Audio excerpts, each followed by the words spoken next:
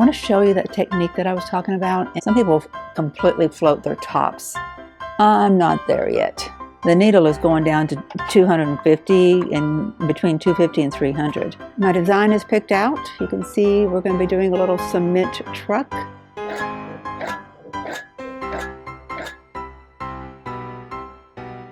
Hi, welcome back to Lakeside Quilt Making Arts. I'm Dawn at the Lake. I think what we're going to do today is time how long it takes me to finish this little quilt. I've got it loaded and I've got my my batting already cut and it's ready to be put on there. And I want to show you that technique that I was talking about in a couple of videos ago about how to line it up at the very front so that you know that your top is going to go onto the quilt sandwich nice and squared up. I haven't done this before, so you're going to be watching me, figure it out how to do it. But I think I know what to do. I don't think it's going to take too long. We'll see. This is going to be my first attempt to do this without having to reference a lot of different things to make sure I'm doing each step. I've done 2 whole quilts now, so I'm a pro, right? Let's see what I can do without making mistakes. I was about to change out the thread color, but I don't think I'm going to do that first. I'm going to go ahead and put this batting on and then run my, I don't know what to call it besides like a flush line. I'm going to run a horizontal basting line on top of the batting, and because I know what's going to happen whenever I do that, I'm going to lock this sewing machine, this quilting machine, the LQMA. I'm going to take it and I'm going to go into Pro Stitcher and I'm going to lock the horizontal on it so that it can only go horizontal.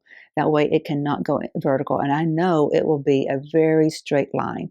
And I'm going to do it in a contrasting color thread, which is what's already on there. You see that color? Get my finger over there. There it is. That's the color that we just used. And so it's going to pop nice on this batting. And I'm going to use a 1/2 inch stitch. So it is truly a basting stitch, but it's not going to matter because it's going to be either cut away or in the seam allowance for the binding. So it's not going to matter, but it's going to give us a nice straight edge. You don't have to eyeball it, which is going to be great. So I do have 0 centered tape coming. I think it's going to come either tomorrow or Tuesday. Then I'm going to put that on the rod, this pole that's not being used. It looks like it's not being used, but it has a function. I think I've heard someone call it a dead pole. I don't know all the names of all the different pieces yet, so bear with me on that. So I'm going to put the batting on and show you the next step. All right, let's put this on. And what I'm going to do is I'm going to take it like all the way up to the top up there. Well, I'll explain it as I'm doing it. Oh, need to put my apron on. I did some modifications on the apron. I took the neck piece and I pinned it down so that it's flush, so it's not taking up any slack. Okay, and then I took the end of the tie and put it over here. The end of the left tie, put it on the right side, and the end of the right tie went to the left side. Now, I had already done that previously, but what I had not done is I had not taken up all the slack here in this neck piece. And so this makes much more sense, securing it there. And I've got everything pinned until I know that I like what it's doing, and then I'll just stitch things up. It's much shorter now because I've also pinned it up so that the pockets come up higher. So all in all, it's a much shorter apron. And I'm long-waisted. I have no legs and have a long waist, but for some reason this fits me just fine. It covers enough of me to protect me from the fuzz. Everything that's going to lean up against any batting is going to be covered, so it's fine. When it comes to mid-thighs, it's good. Okay, let's get this batting in here. So I just float the batting. I think that's pretty common. Some people completely float their tops. I'm not there yet. I like having the sense of security. I don't know why. I really don't know that it would matter. All right, I'm going to keep my quilt top out of the way for a second, and I'm going to fire up the machine and see if I remember how to baste. Turned on the back of the machine. It's been a couple of days since I've cleaned, so I'm going to do it again before we actually use the machine. Wait for that beep, then turn on the tablet. You can see a little blue dot, and then I'll let go of the on-off button. Okay, I'm going to vacuum. This end is my vacuum, and this end is the hose that, or the nozzle that it turns it into a bit of a blower, a good blower actually. There.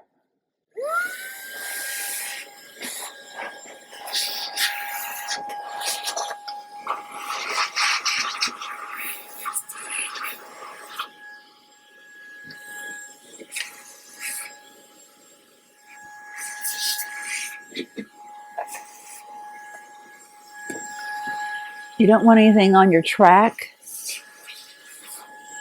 to mess with the sensors.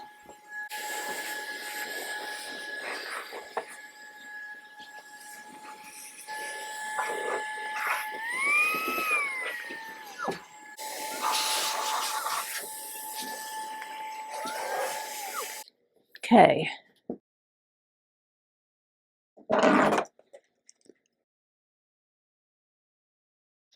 I just kind of tripped over my rug a little bit, and I want to explain to you guys what I'm doing with my rug at some point. Don't know if we'll get to that in this video or not. Guess I could go ahead and explain it a little bit while I put these cords on. I had the height of the tablet set pretty high because I did not realize that I would have to look at the top of the screen a lot. I knew that I wanted the surface of the quilt to be up high so I don't have to crank my head down too much. You know, I don't have to look over something. I can just kind of look down at it, and that was important to me. But having to look at the top of the tablet was turning into a bit of a problem, because to read up close I have to look at things through the bottom of my glasses, and I can't turn my head back at all, can't tilt it up any. So I was holding my glasses up to read things. And I was straining the back of my head and all that. So what I've done is I had in this room, if you'll remember, I had some of those foam blocks for my grandbaby whenever she was little, and I'm using those underneath my rug to raise my surface up here so that I'm looking at this more square on. I still have to raise my glasses a little bit, but I'm not feeling like I have to strain my head up. It gives me some flexibility. Like if I'm ever going to do free motion and I don't want the whole thing lowered because I would need this up. And if I need to pull out stitches, I want it up. So this was the best option because raising myself up was a cheaper option, a more modular option. I can take out these foam things and lower myself if I ever need to. So I think that's going to work out well for me. And you might notice too, I'm not working in the middle of the poles, and I'm not working off to the left like I did last time. I'm working more to the right. I'm going to put these clamps on. The reason I'm doing that, my mentor suggested that I do that so that you're not putting pressure always in just one area. There we go. Got our clamps on. I don't think they're too tight. These are not tight at all. I've got our titanium thread ready. I'm not going to change it out just yet because I'm going to make my flush line, my level line. But I don't have a bobbin in, so I'm going to put in the black. The hair on the back side I like to take off. And then what I do is I take off about 4 long armfuls to where you get down to the thread that doesn't have any starch on it. Okay. Feels bad wasting that much thread, but this has starch on it and it's going to change your tension. Honestly, it feels like there's still some on it. You can feel the difference because it feels much thinner in sections than in other sections. So you kind of want to make sure that you're getting all the way down to the point where there's no starch. Anything to throw off your tension and cause it thread break is going to make the whole process less enjoyable. So let's do what we can to make it enjoyable. Maybe too tight. It should want to fall a little bit. I tested it on the TOWA gauge and it is too tight. I don't know if you can read it from there, but the needle is going down to 250 and between 250 and 300. What I do is I go in and I take my little sewing machine screwdriver and I turn the bigger screw. If I can get my, there we go, get it in there. You just turn it lefty-loosey a little bit. I did it a little bit too much, maybe. I turned it back a little bit. Now let's try again. Still too much. Okay, that's much better. It's a little bit between 220 and 250, so we're going the right direction. I was told you want it between 200 and 210. That looks good. Could be a little too loose. No, I'm going to just do the slightest little righty-tighty. Much happier with that. It's got a little clip right there. And then all of this is garbage too. And if I had done that test with the part of the thread that has starch on it, it would have changed the readout.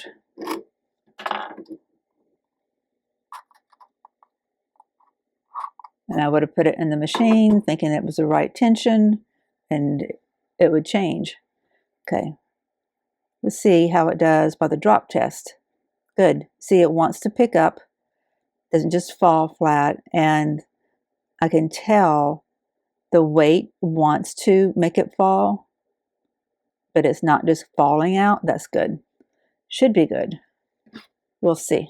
Let's see how far back we can get. I'm going to bring as much of it this way as I can, so I'm wasting as little as I can of the batting and the backing. There.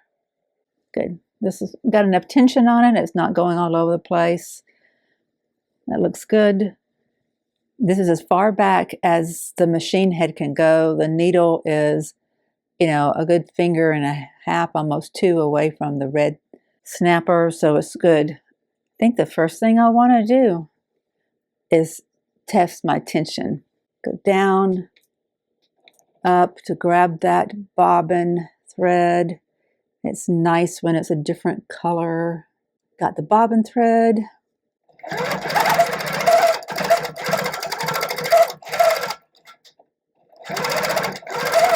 It looks fine. It's not an absolutely true test because I'm doing it with just these 2 layers, but I think it's fine. It looks good underneath. Let's make a basting line. Prostitcher, baste. It says right now the base is set to 1/2 inch. I want to channel lock. I can only go one direction. The machine cannot come this way. So I know I'm going to have a really straight line.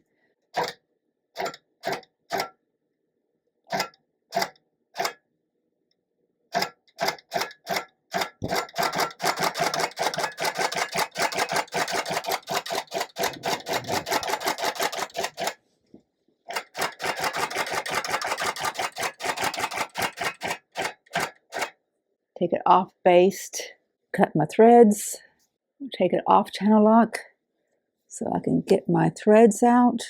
Not too bad. One step done without any major flaws. We've got a line that we know is completely flush up against the back of this whole operation here.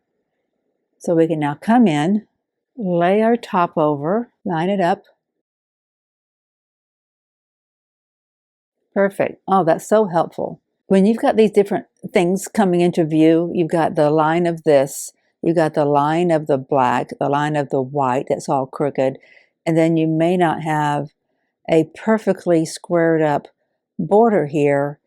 It's easy for your eye to play tricks on you. but now we know that as long as this piece is flush, it's parallel to this seam, and all these seams seem to be pretty square, we're off to a good start. We should be fine. Okay, so now we baste that. We're going to repeat what we just did, and we're going to come a little away from where we were, like a 1/4 inch or something, and put our channel lock on again. Channel lock horizontal. I only want to be able to go horizontal. Pulling up my bobbin thread, putting it back on baste.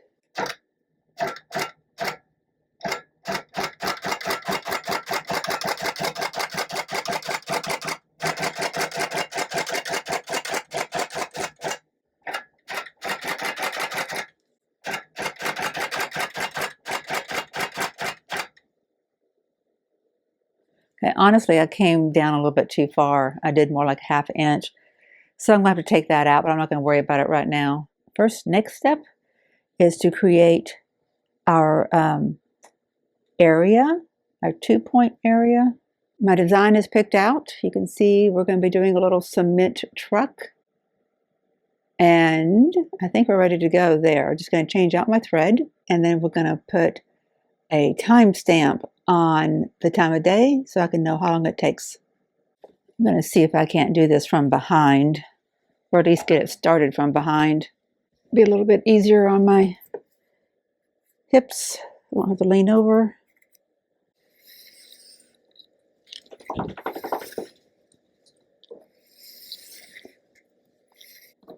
Honestly, I don't recall if she said there's starch on these spools, on the thread that's from the spools too, but I'm going to assume there is. It didn't feel like it, but I went ahead and took off some. I didn't take off as much as I would have if I had felt the starch. The machine is threaded. I've checked my tension. It looks good. I think we're ready to run. So I'm going to go to Prostitcher, and I'm going to hit Quilt. I've moved my clamp because I took note of where the needle's going to move to, and I didn't want it to run into the clamp. So I may just keep a little bit of tension because I really want the clamp to be up higher. So I may just keep my fingers there for a little bit of tension for a little bit. Keeping my fingers out of the way of the needle, don't worry. Okay, so what time is it? It is 11:33. We'll see how long this takes us. It says it's going to do 1, 2, 3, 4, 5, 6, 7 rows, which is half of what I did on the other quilt. It's much less dense, and it is only 3.5 dump trucks, so 3.5 of the design. So, less this way and less this way. It should go together pretty quickly. I'm excited to see, actually. So, now that I've talked, it's 11:34. All right. I'm going to say quilt. The run button is green. I'm going to put my needle close to where the button is. So it's going to start there and go up from there. So I'm fine to put my clamp a little bit higher. Okay, I hit run. I can say, yes, my needle is up. Check. My stitches per inch is 11. I think we're good. So I hit proceed. Pull up my bobbin thread. Once I have that in hand, then I can say resume.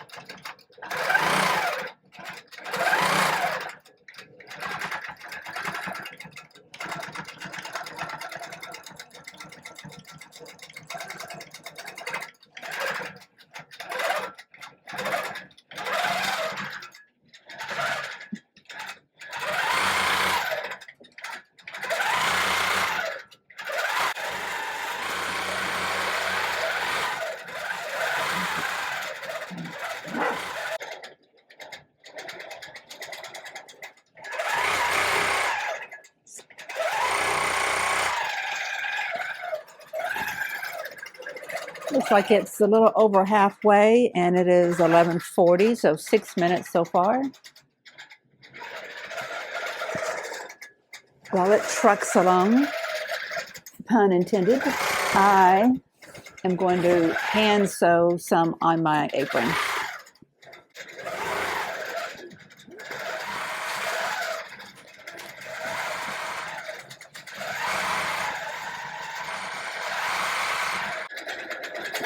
I know this clamp is not going to get in the way because it's going to stop right about here and not get anywhere close to that.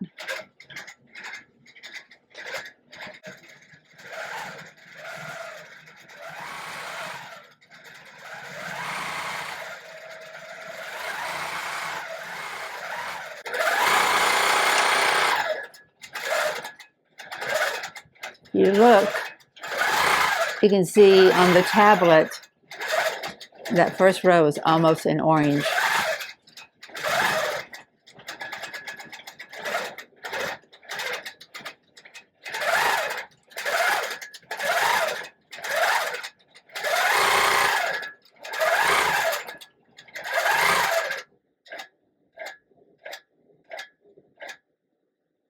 All right, it is, what time is it? Oh, come on, watch, show me the time, 11:45. So 12 minutes? No, so 11 minutes, not too bad. So we should have this whole thing done in an hour. Oh, a little bit more than an hour, to be honest, because you have to do things like what I'm about to do, and that is pull up your threads, reset it, trim your bobbin, that kind of thing.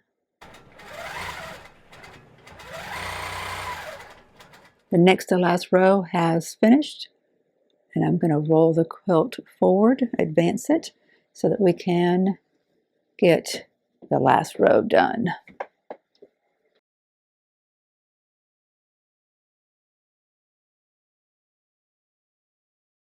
I've been keeping an eye on my little bungee cord with my cord stops. Everything's been looking good. Been lined up fine, keeping it squared up. Make sure there's no wrinkles underneath there. Everything's been looking good on the back side too. I really like how it looks on the back.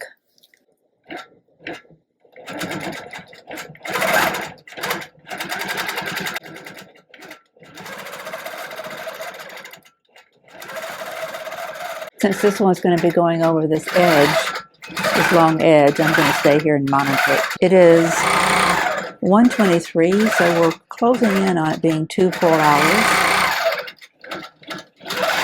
I had to do a bobbin change, get my tension right.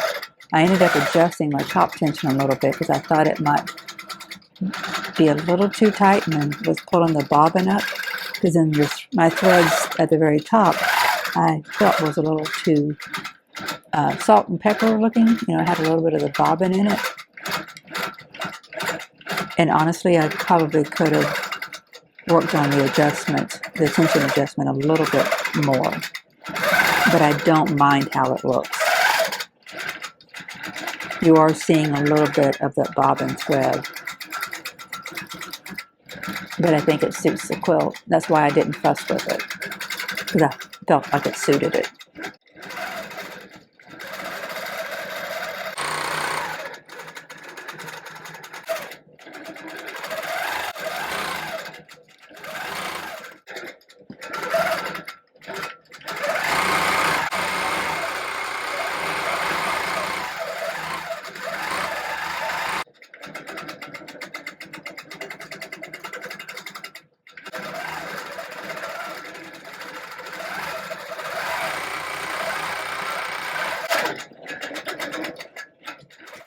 All done. All done. It is 1:31. Can we finish before 1:33? I do believe so. Okay. Clip, clip. We're detached. Completely done. Fantastic. I'm going to remove the machine. Actually, you know what? I'm going to get you down there where you can see it. Keep the light on it. I want to show you. I like how the cab of the cement truck right there shows up in the middle of that square. That's nice. It does the same over here on this one too. I think it was a great design for this little novelty quilt. Do you see that? It is 1:33. That means it took us exactly 2 hours to do this little bitty quilt, which means I need to run the numbers and see what does that cost time-wise? What would I have been paid for this? You know, how much money do I think I could make in a day? Could I do 2 of these? I could do 2 of these in a day. I don't have any thread breakage, so I don't have any threads to bury on this one. I'll inspect the back of it to make sure it's in good shape, and then I'll cut it free of the leaders and everything, and just get it completely off of here and on the table so I can cut it up, you know, cut up the sides and clean it up, and then we'll be done. This one's given me a little bit of confidence. I needed it, I think, because the last one took so long because there were so many things to learn, but I was able to apply all that with this one and then circumvent having any issues in the first place. Most of the time that's going to work. Not every time. There's going to be glitches. There's going to be all kinds of things that come up. Sometimes a 1-hour quilt, a 2-hour quilt may take twice as long or 4 times as long. But this one was just what I needed today. My friends, keep on moving that needle. We'll see you in the next video. Bye.